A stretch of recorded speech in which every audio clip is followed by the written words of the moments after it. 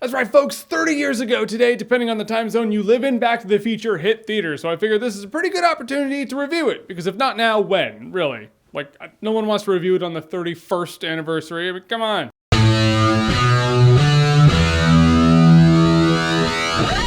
Back to the Future. I'm gonna have some spoilers. I'm not gonna talk about everything in the movie, but there are definitely spoilers. So Back to the Future is one of my favorite childhood memory movies of all time. It's up there, man. I watch this movie all the time. And in Back to the Future, Marty McFly, played by Michael J. Fox, he has hopes, he has dreams, he's in high school, he's kind of down on his luck, his family situation isn't the most optimistic thing to go home to. So Dr. Emmett L. Brown, played by Christopher Lloyd, calls him to meet him in the mall parking lot at like 1 or 2 a.m. to show him his new project. God knows why this high school student's hanging out with this old scientist and why this old scientist is hanging out with this high school student. It never explains. That was normal in the 80s, folks.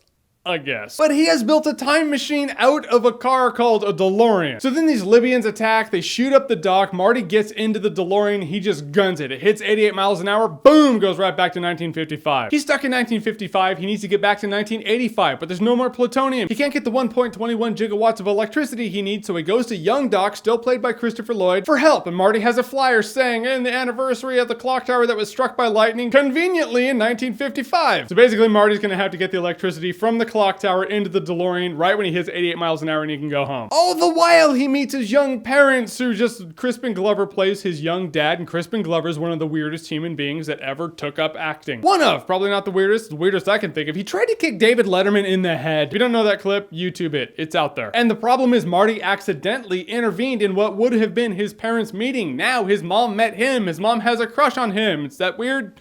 Oh, it would be if I were him. So time's blinking Marty's family out of existence, so Marty just has to fix it and get back home. All the while dodging Biff, who's the biggest douchebag ever in movies. One of. There's something about the high school bully. It's worse than any supervillain, worse than anyone with superpowers. It's the bully, man. And the Biff. Yeah, butthead. The worst. It's great to see Marty standing up to Biff. It's just one of those liberating things. You're like, yeah, Marty, talk shit. Punch him. Do the thing. I love a lot about Back to the Future. It's just from the get-go, it's perfect for families. I'll tell you why. Because when Doc is explaining to Marty how time works, he demonstrates it with his dog, and you get it. I remember I was like 5 when I first saw Back to the Future, and I totally got it. I was like, yeah, I get how time travel works, I guess. It doesn't go into the science of it. It just kind of illustrates how it works, and it's just anybody who's anybody will understand it. And honestly, Michael J. Fox and Christopher Lloyd's chemistry in this movie, just like Harrison Ford and Sean Connery's in Indiana Jones and the Last Crusade, it's just the best out there. And Back to the Future is just one of those movies I look at and I feel old when I say it, but I actually say to myself, I'm like, they don't make them like this anymore. It is the quintessential family fun adventure that's good for all ages, not just kids, not just adults. Anyone can watch it, relate to it, and love it. And the end of this movie, my God, when he has to hit the gas and the DeLorean breaks, Doc's working up there at the clock tower trying to get the wires. Oh my God, it's happening. Oh no, the lightning's gonna strike. It's the most intense shit you've ever seen. And then that song kicks on when he guns it. It says, dun, dun, dun, dun, dun, dun.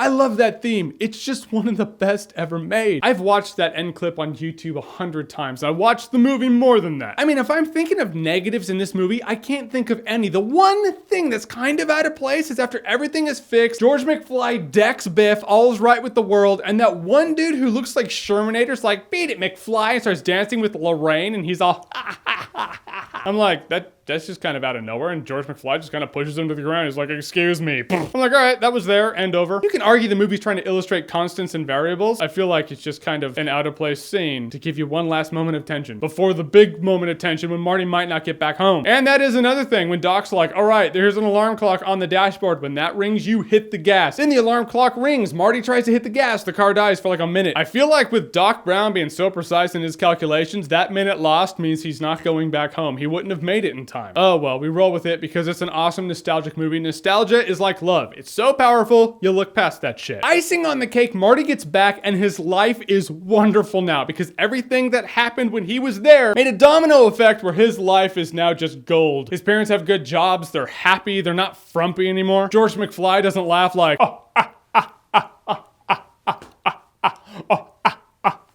the best of which is the lesson that just stand up to a bully. Don't let people push you around all your life. George McFly decks Biff, now Biff is waxing cars. Not that it's a bad job for people who wax cars. It's just a few steps up from doing Biff's homework and then doing Biff's work for him as you're an adult and he's still pushing you around, just holding his balls over your head while you're like, oh, stop, Biff, stop. Guys, in the end, Back to the Future is one of the quintessential adventure movies ever made. I don't know whether or not it's an adventure, a comedy, a sci-fi, all of the above. It's all of the above. They truly don't make them like this anymore. I may sound like an old shit saying that, but that's just the truth. They don't. This movie is timeless. I have watched it all my life. I will continue to watch it all my life because Back to the Future is awesome-tacular.